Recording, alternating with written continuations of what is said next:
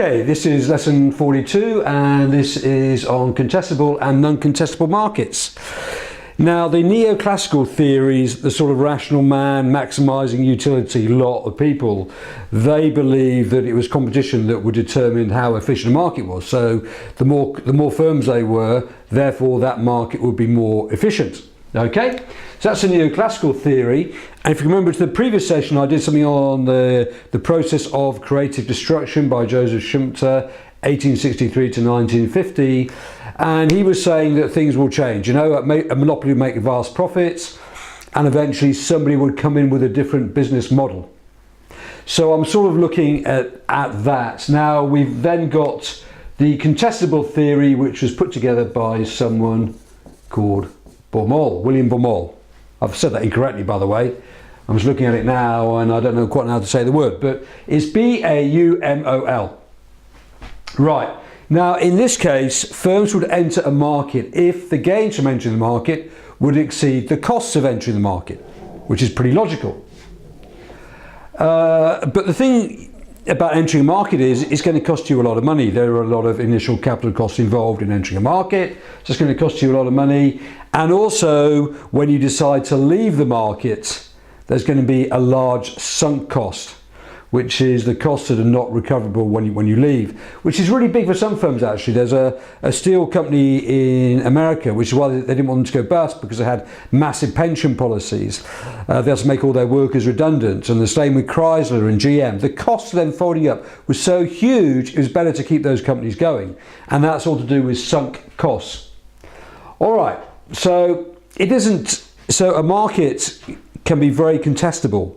And there's a really good diagram of this that I'm going to show you in a second.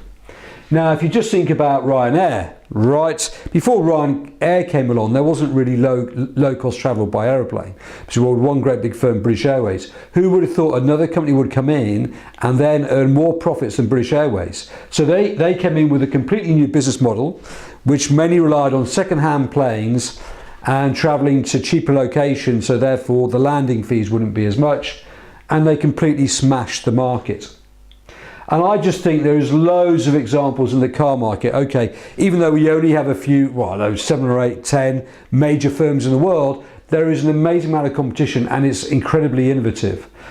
We haven't yet seen any really small time. We've seen a lot of niche players come into the market, producing like the Lotus, producing small amounts of cars. We haven't seen those niche firms turn into mass production type firms.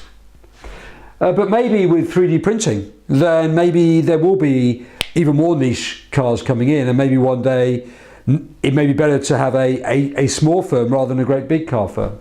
The world changes quite dramatically over time. Okay, now this is the first time I've ever seen this diagram, but it's really quite clever. Okay, this is the perfectly contestable market. So normally we just draw the normally monopoly diagram, so you normally make supernormal profits.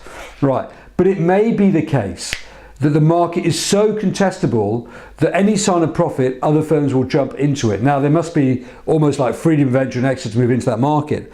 So in this case, and this is why it's called a perfectly contestable market, your price must be P2 where you're making normal profit. And if you're making normal profit, that will stop other firms from moving into the market. But there is also another thing on here is, here it makes you maximise profits here, MC equals MR, sorry, put the MC up there, MC equals MR, that's where you maximise the profits. So there you are making supernormal profits. But maybe that profit's too high, so maybe you have to reduce the price to stop other firms from entering the market. And that is called limit entry pricing, which I'm going to talk about in a second or two. Anyway, but that diagram is a perfectly contestable market. In fact, after this lesson, I'm going to have another lesson where I'm just going to go through all the diagrams with you very, very quickly. Okay, and then on here, I've just put together some various companies. Now, Virgin has over 300 companies, and it's a really incredible organisation because what it does is it's a private company, right? So it doesn't have public shareholders. That's pretty incredible. But it challenges the status quo in terms of what it does. It provides great customer service, and it just looks at business models and says, can we do that better? And I was really amazed by a story I read about Virgin, which is whereby they set up a university in South Africa. And you know, over here we pay £9,000 a year in terms of fees. Well, over there it was like £200. So what they did was The accommodation was very, very cheap. The students grew all their own food. They did all their own washing. They looked after themselves. And then they had very large lecture halls and they were talking to a lot of students at once. So the whole business model meant that they could produce a university that had very, very, very low fees. So it completely smashes the UK model, which is actually quite expensive. I know they do lots and lots of good research, right? Which is very important because research and development drives an economy. Ryanair, I've already spoken about. But look at these cars, Kia and Skoda. I know Skoda's owned by Volkswagen, but they're incredible the way they've come in. Skoda's now, you can get a good Skoda car for 10,000 quid. Now I know a Kia and Skoda are not cool. However, when you're my age, you just want a cheap, reliable car that doesn't break down. It's broken up the market a wee bit. JLR, taken over by Tata, right? They were going bust under BMW. They bought them for 1 billion quid. That car is now incredible, and that is a sign of the market changing. It took the Indians came in and completely transformed that business. British engineers, they used the skill set of the British, but it was the Indians who saw the potential of that particular firm. And then I just think on a global level, I'm not talking about individual firms, just about China completely obliterated the way in which we view the world, which led to massive trade deficits in America and the UK, but their companies have completely sort of contested the old marketplaces. A new one could be Africa, could be next, right? Okay, and even in my own small town here of Framlingham, right, when I first arrived here, there was only one tea shop in town. It was really old and staid, and it was like Victorian tea shop.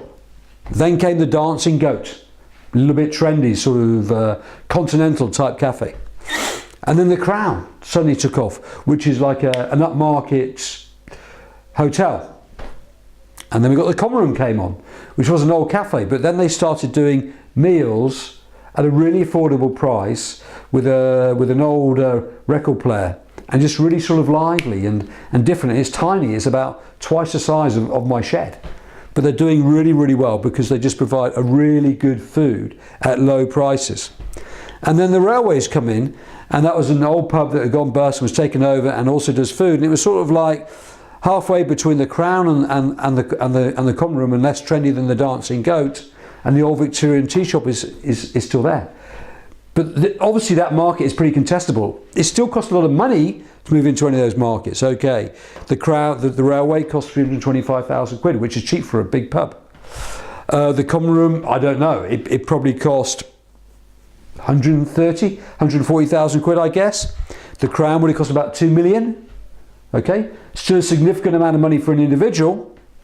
The Dancing Goat, that was an incredible story. I think it probably cost about 120,000, and it's right on the market square. And the people who brought that saw the potential of it because it was southward facing, caught the sun. There's a little area outside where they can put about 20 seats. It's tiny inside, hasn't even got a toilet yet, but really good, really full. And you can go there, pay a fiver, a cup of coffee and a panini. Right, so competition does take place in time. And sometimes there are completely new ways come about of doing things. And that is linked in with the process of creative destruction. But contestability is all about, do the gains exceed the losses, and can we move in? And just because there aren't many firms in the market does not mean that the market is not contestable, and it was put together by this guy here, a person called Baumol. I haven't said that correctly. The other guy, creative destruction, is called Joseph Schumpeter. Okay.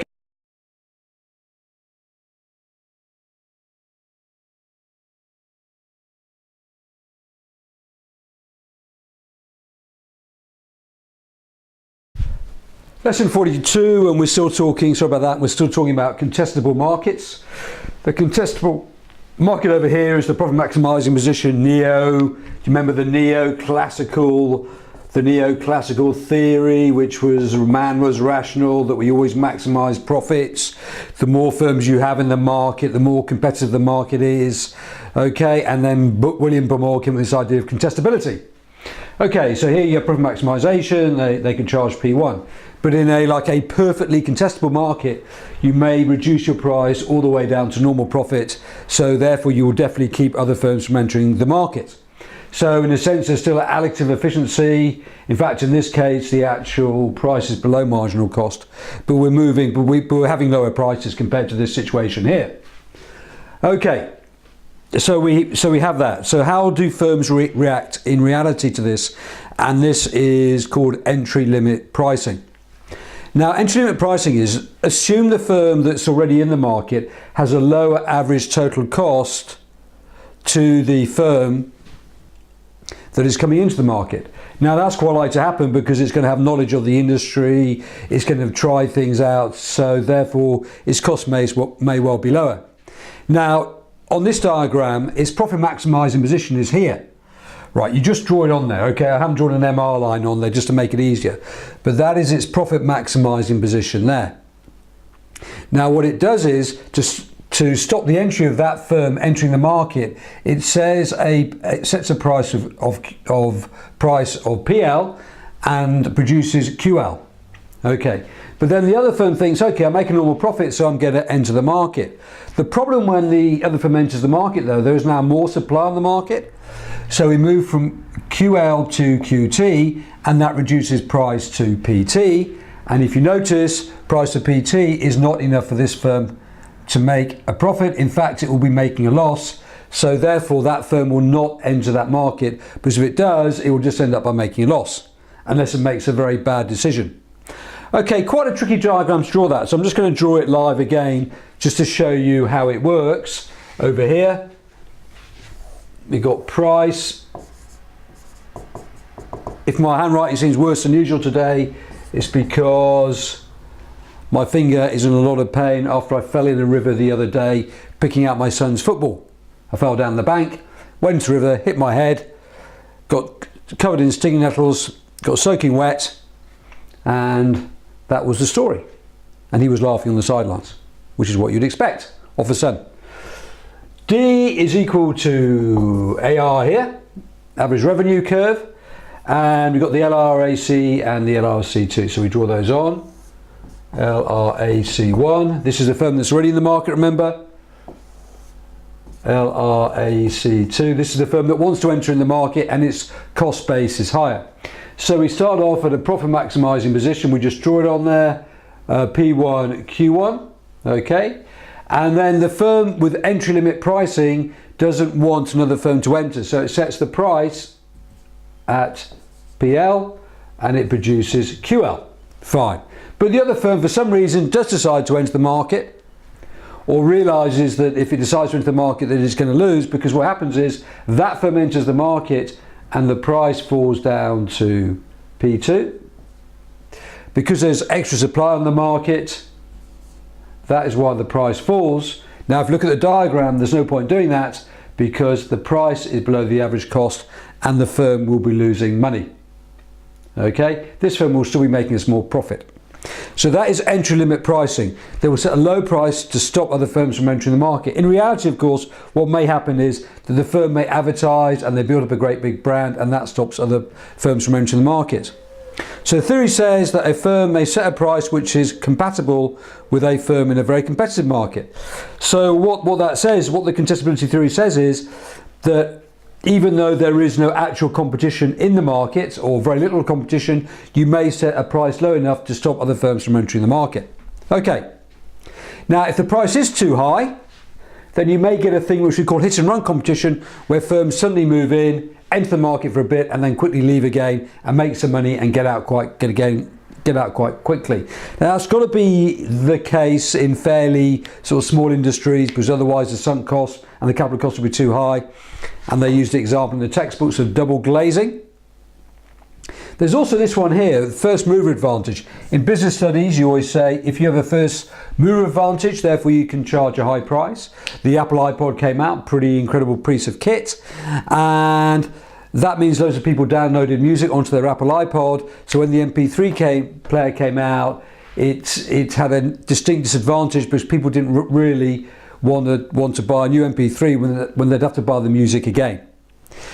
So the advantage of being first mover is that you may sort of get a strong position in the market. You're probably going to be faced with an inelastic demand as well. The disadvantage is that other firms can come along and copy what you've done, e.g. Samsung.